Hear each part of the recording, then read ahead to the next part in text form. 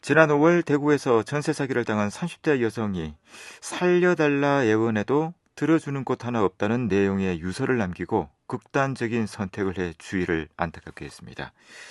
대구시가 최근에 전세 사기 피해 지원 종합 대책을 수립해 추진한다고 밝혔는데요. 이에 소 잃고 위안간 고치는 격이다라는 비판과 함께 지금이라도 피해자들을 위한 대책이 수립돼 다행이다라는 평가가 나오고 있습니다. 오늘은 정의당 대구시당 한민정 위원장님 연결해서 말씀 나눠보는 시간 갖겠습니다. 연결되어 있습니다. 위원장님 안녕하십니까? 네, 안녕하세요. 먼저 현재 대구와 경북 지역 전세 사기 피해자 현황부터 전해주시겠습니까? 네, 7월 22일 기준으로 대구 지역 전세 사기 피해 접수 건수는 모두 584건입니다. 이 중에서 피해자 인정을 받은 건수가 394건이고요.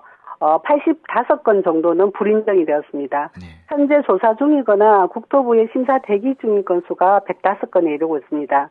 피해액은 피해 건물마다 수십억에서 수백억대에 이르고 있고요. 경상북도도 울산, 경산, 포항을 중심으로 피해자들이 많은 것으로 파악이 되고 있습니다.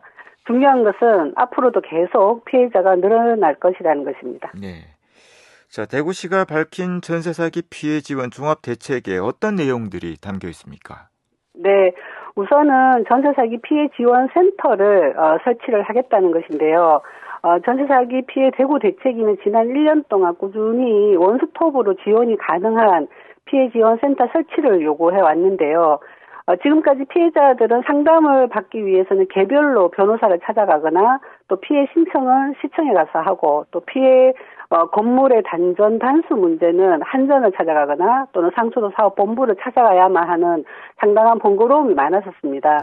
앞으로는 전세 사기 피해 지원 센터에서 피해자 지원은 물론이고 법률이나 금융상담 등의 관련 내용을 한 곳에서 지원받을 수 있도록 하는 피해 지원 센터를 설치하겠다는 것이 가장 중요한 내용이고요. 구체적으로는 이 지원 센터 안에서 피해자 인정을 받는 경우에 생활안정지원금이 지급이 됩니다. 1인 가구 80만 원부터 해서 최대 4인 가구 120만 원까지 지원이 되고요.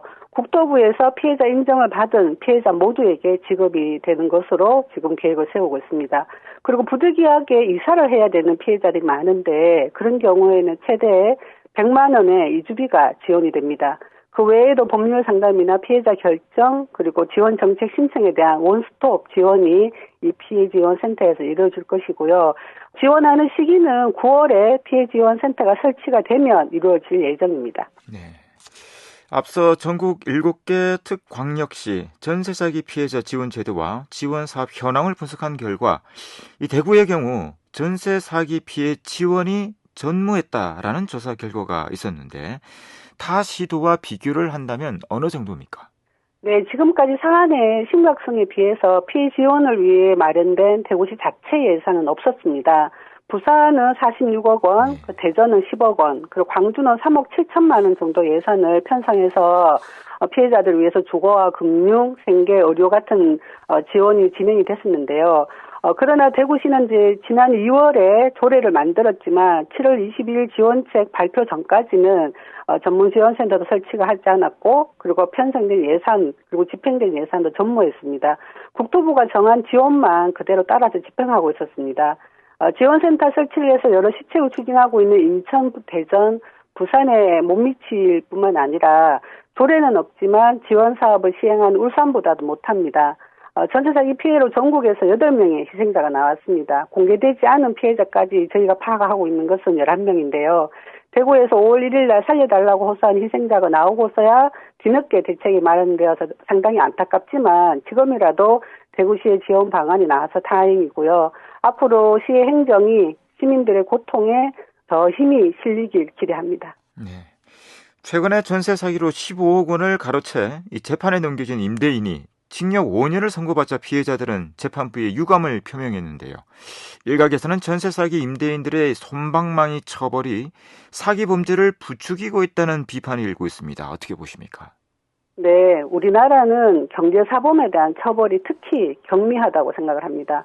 이번 경우는 침산동에서 발생한 신탁사기 피해로 검찰이 임대인에게 징역 7년을 구형했습니다. 하지만 재판부는 사기 혐의 등이 모두 인정이 되지만 확정적 고의가 있었다고 보기 어렵다라는 이유로 감형을 해서 5년을 선고했습니다.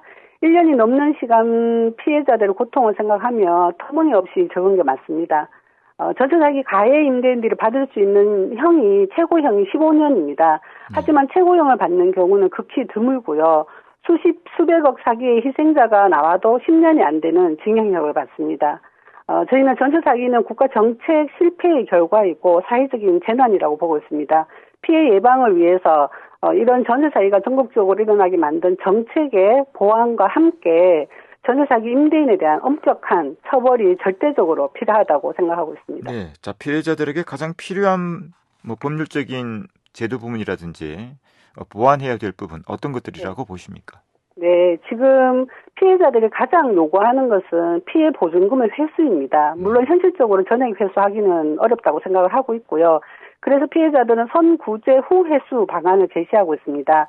이 말은 피해 보증금의 약 30%에 해당하는 금액을 국가가 우선 지급해서 구제하자는 겁니다. 여기에서 30%는 소액 임차인 보호를 위한 최우선 변제금만큼 되는데요. 최우선 변제금은 지역마다 좀 다릅니다. 대구는 2,800만 원이 되는데요. 국가가 피해자들에게 이 최우선 변제금만큼 먼저 줘서 피해를 조금이라도 회복을 하게 하고 그다음에 경매나 임대인에게 구상권을 청구해서 다시 돌려받도록 하자는 것인데 이렇게 되면 국가가 손해보는 것은 없는 겁니다. 이 선구제 후회수 방안은 피해자들에게 삶의 희망을 갖도록 하는 불씨와 같은 겁니다. 피해자의 70%가 넘는 사람들이 청년이고 신혼부부들입니다. 지금 국가에서 저출생 정책을 얘기하는데요. 전국에 2만 명이 넘는 피해자들을 위로하고 제대로 된 피해 지원 정책을 마련해서 국가의 보호를 느끼도록 하는 것이 제대로 된 저출생 정책 문제 해결책이 아닐까라고 생각을 합니다. 현재 국회에서 특별법 제정안이 논의가 되고 있고요. 하루빨리 피해자들이 원하는 방안으로 통과되길 기대하고 있습니다. 네. 자, 이 밖에 덧붙일 말씀이 있다면 간단하게 듣고요. 인터뷰를 마무리하겠습니다. 네. 이 방송을 듣고 계시는 전세 사기 피해자 여러분, 당신 잘못이 아닙니다. 정치를 제대로 하지 못한 정치인들이 잘못한 것입니다. 용기 잃지 마시기 바랍니다.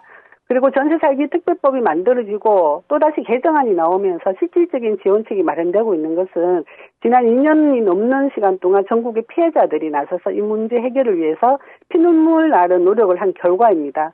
지금 대한민국에서는 변호사, 기자, 국회 보좌관, 경찰, 공공기관까지도 전세 사기 피해를 입고 있습니다. 개인의 잘못이 아닙니다. 잘못된 정치가 만든 사회적 재난입니다. 정의당도 책임을 느끼고 있고 이 문제 해결을 위해서 지금까지 그래왔던 것처럼 피해자들 곁에서 함께 최선을 다하겠다는 약속을 드리겠습니다. 고맙습니다. 네, 말씀 잘 들었습니다. 고맙습니다. 네, 지금까지 정의당 대구시당 한민정 위원장이었습니다.